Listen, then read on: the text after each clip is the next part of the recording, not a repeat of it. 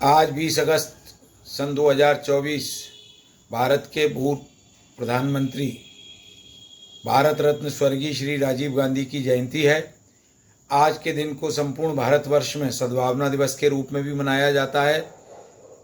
स्वर्गीय श्री राजीव गांधी भारत में सबसे कम आयु में प्रधानमंत्री का पदभार जिन्होंने संभाला, एक ऐसे आदर्श राजनेता और आदर्श व्यक्तित्व के धनी थे।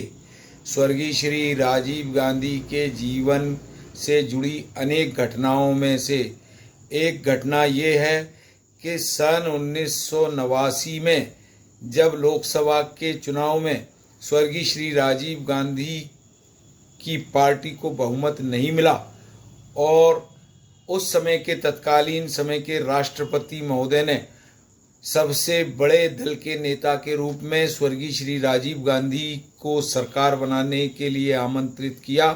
तो स्वर्गीय श्री राजीव गांधी जी ने अपनी ओर से महामहिम राष्ट्रपति जी को मिलकर इस बात का अनुरोध किया कि मैं कांग्रेस पार्टी का नेता हूं और वर्ष 1989 में लोकसभा के चुनाव में कांग्रेस पार्टी को पूर्ण बहुमत प्राप्त नहीं हुआ है, कांग्रेस पार्टी को सरकार चलाने का जनादेश नहीं मिला है, इसलिए मैं सरकार बनाने के आपके निमंत्रण को स्वीकार नहीं कर सकता और लोग जो भी चाहें उन्हें आप सरकार बनाने के लिए आमंत्रित कर सकते हैं।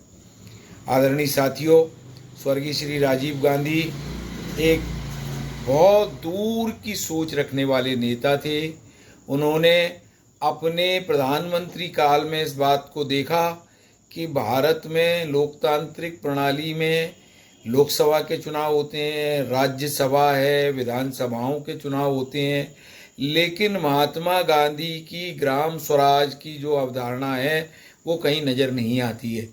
इसलिए स्वर्गीय श्री राजीव गांधी जी ने ग्राम पंचायतों, जनपद पंचायतों, जिला पंचायतों, नगर पंचायतों, नगर पालिकाओं और नगर पालिक निगमों के चुनाव नियमित कराने की व्यवस्था के लिए संविधान में संशोधन का प्रस्ताव उस समय किया।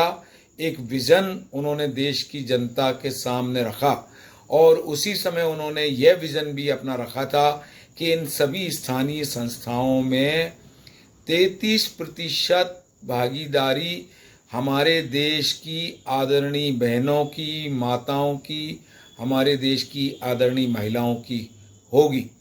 आज हम देख रहे हैं कि पूरे देश में स्थानीय संस्थाओं के जो चुनाव नियमित रूप से हो रहे हैं और एक बड़ी संख्या में जो महिलाएं विकास के कार्य में और अपने क्षेत्र के विकास के कामों को आगे बढ़ाने के काम में सक्रिय हैं, वो स्वर्गीय राजीव गांधी जी की ही सोच का एक बड़ा प्रमाण है।